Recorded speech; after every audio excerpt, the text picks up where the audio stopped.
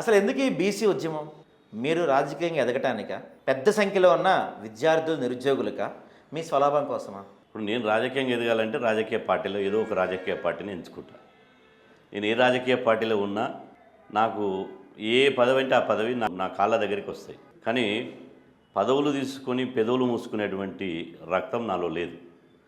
బరాబర్ ఈ యావత్ కోట్లాది మంది బీసీ సమాజం కోసమే నేను కొట్లాడాలి.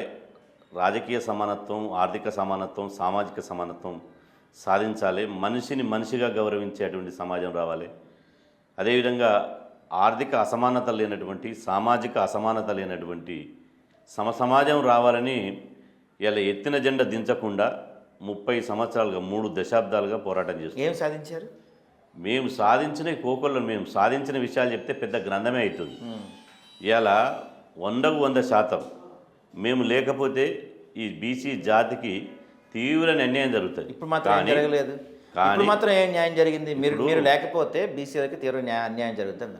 ఇప్పుడు మాత్రం ఏం అన్యాయం జరగలేదు. ఏం న్యాయం జరిగింది? అన్యాయం జరిగితే బొబ్బిలి పిల్లిలాగా ఉద్యమించి ఒక్కొక్క ప్రభుత్వాలైనా, వ్యవస్థలైనా, వ్యక్తులైనా వాళ్ళ మీద పోరాటం చేసి ప్రజాస్వామ్యబద్ధంగా, చట్టబద్ధంగా పోరాటం చేసి ఇలా ఖచ్చితంగా మా హక్కులు సాధించుకోగలరు. ఏం సాధించారు మీ హక్కులు? ఇలా ఇప్పుడు ఈ 30 ఏళ్లలో మీరు సాధించిన హక్కు చెప్పండి. ఇప్పుడు ఉన్నటువంటి రాజకీయ బీసీలకు వచ్చినటువంటి రాజకీయ ప్రయోజనాలని మా పోరాటమే.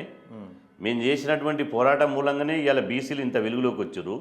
ఒకనాడు బీసీ అని చెప్పుకోవడానికి భయపడినటువంటి బీసీ సమాజం ఇవాళ నేను కూడా బీసీననే చెప్పుకునే విధంగా గల్లా ఎగిరేసి నేను ఒక బీసీ బిడ్డని చెప్పుకునే విధంగా ఆ పోరాటాన్ని తీసుకొచ్చినాం. ఇలా ఈ ఒక బీసీ ఎజెండా అనే అంశాన్ని ఇలా తెర మీద తీసుకొచ్చినాం.